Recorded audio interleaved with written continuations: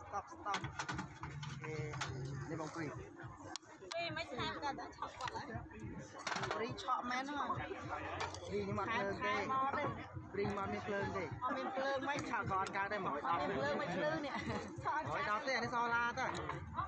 Cho nên plơn mà to thiệt. Chán âm mặt của bông. Lên mà. Lên mày. Nó lên lắm.